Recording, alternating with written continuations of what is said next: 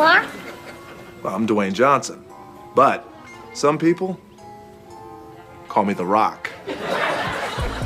WWE और Disney मनोरंजन की दुनिया के दो दिग्गज हैं। दोनों कंपनियां कई दशकों से मौजूद हैं और दोनों को बच्चे पसंद करते हैं। ये WWE के रेसलर्स को डिज्नी के शोज में आने के लिए एकदम परफेक्ट फिट बना देता है। जैसे जब जॉन सीना हैना मोंटेना में दिखे, सीजन 4 के episode love that let's go में जैक्सन नाम का किरदार अपनी गर्लफ्रेंड को इम्प्रेस करने के लिए टू किल अ मॉकिंगबर्ड नाम की एक किताब पढ़ता है। हालांकि उसे फोकस करने में काफी मुश्किल होती है और इसकी जगह वो अपनी रेसलिंग की मैगजीन पढ़ना शुरू कर देते हैं। जैक्सन सो जाता है और जब वो उठता है तो जॉन सीना मैगजीन के अंदर से उससे बात करने लगते हैं। फिर असली जॉन सीना जैक्सन के लिविंग रूम में उसके सामने आते हैं। WWE के स्टार जैक्सन को उसकी किताब पढ़ने के लिए कहते हैं और उसे सोफे पर पटक कर एक सबमिशन होल्ड में जकड़ लेते हैं।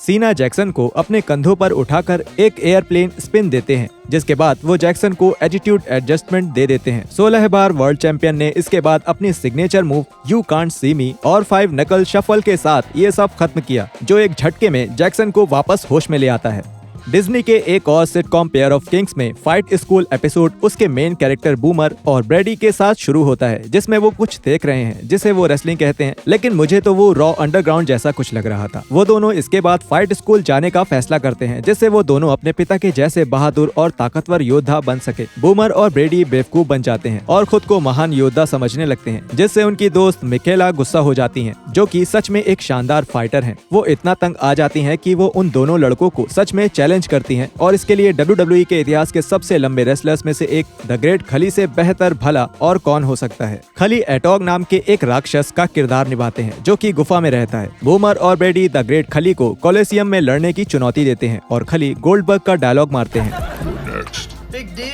लड़ाई का दिन आता है और खली वैसे ही बाहर आते हैं जैसे वो WWE में आते थे और WWE में उनके ज्यादातर मैच की ही तरह द ग्रेट खली बूमर और ब्रेडी दोनों को कुछ ही सेकंड्स में हरा देते हैं।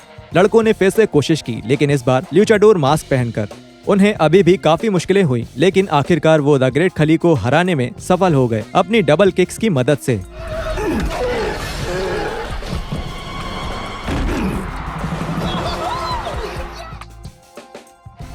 सिर्फ द ग्रेट खली ही पेयर ऑफ किंग्स में दिखने वाले अकेले WWE वर्ल्ड चैंपियन नहीं थे। सीजन 3 में द मिज डेमोन नाम के मेहमान के किरदार में दिखे। जब वो पहली बार दिखे तो वो काफी छोटे दिख रहे थे और उन्हें बूमर बॉस के क्लब से बाहर फेंक दिया गया। दी ए लिस्टर बाद में वापस आते हैं और अपनी शक्तियों का इस्तेमाल करके बड़े हो जाते हैं। हमें पता चलता है कि द मिज का कैरेक्टर असल में एक प्राचीन समुद्री प्राणी है, जो कि लोगों के आत्मविश्वास को चूस कर उससे अपनी शक्तियाँ बढ़ा लेता है।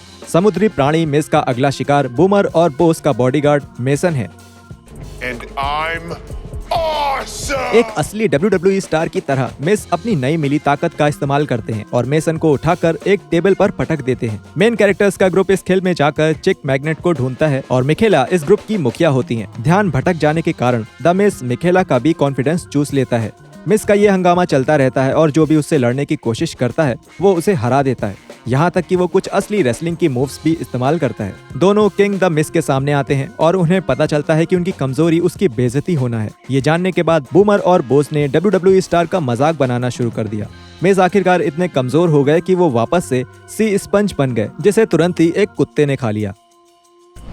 द रॉक के एक बड़े एक्टर होने के कारण इसमें कोई आश्चर्य की बात नहीं कि वो डिज्नी के काफी सारे शोज में दिखे हैं। उनके पहले अपीयरेंस में से एक था विजार्ड्स ऑफ वेवरली प्लेस में। सीजन 2 के एपिसोड आर्ट टीचर में मैक्स नाम का कैरेक्टर नाटक करता है कि उसको एक झूठी बीमारी है जिसका नाम है मोनो उरैग्नोसिस। उससे कुछ सेलिब्रिटीज मिलने आते हैं, जिनमें से एक द रॉक भी होते हैं। ड्वेन जॉनसन एपिसोड में सबसे पहले मैक्स को ढूंढते हुए दिखते हैं और मैक्स की बहन एलेक्स से मिलते हैं।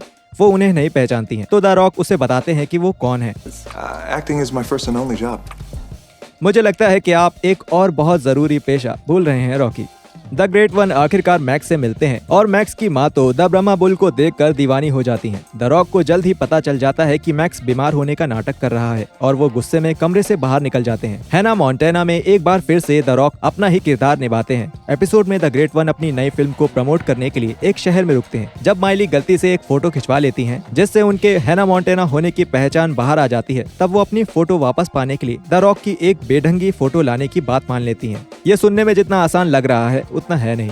बहरहाल माइली और उनके दोस्त लिली होटल का स्टाफ बनकर द रॉक के कमरे में घुस जाती हैं। वो पीपल्स चैंपियन को एक पेडिक्योर लेने के लिए मना लेती हैं, जिसके बाद रॉक का ये हाल होता है।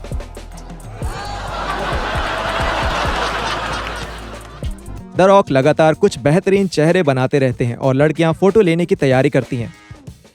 जैसे ही वो भागती हैं, माइली का दिल पिघल जाता है और वो फैसला करती हैं कि वो ये पिक्चर्स किसी के साथ शेयर नहीं करेगी। वो द रॉक से दोस्ती कर लेती है और द ब्रह्मा बुल उसकी मदद करता है और पेपराजी को फोटो वापस देने के लिए मजबूर कर देता है। द रॉक और बाकी WWE stars fast and furious की फिल्मों में भी दिख चुके हैं। और जानने के लिए बाईं तरफ दिख रही वीडियो पर क्लिक करें। कॉर्डेल डेविस के पास अगली फास्ट एंड फ्यूरियस मूवी के लिए एक बेहतरीन आइडिया है। हे, तुम्हें मेरी तरफ से तो मंजूरी मिल गई है। वैसे अपनी फैमिली अब 15,000 लोगों की हो गई है, तो पिछले गिव अवे का रिजल्ट और एक नया गिव अवे जल्द ही आपके पास आएगा। Stay tuned.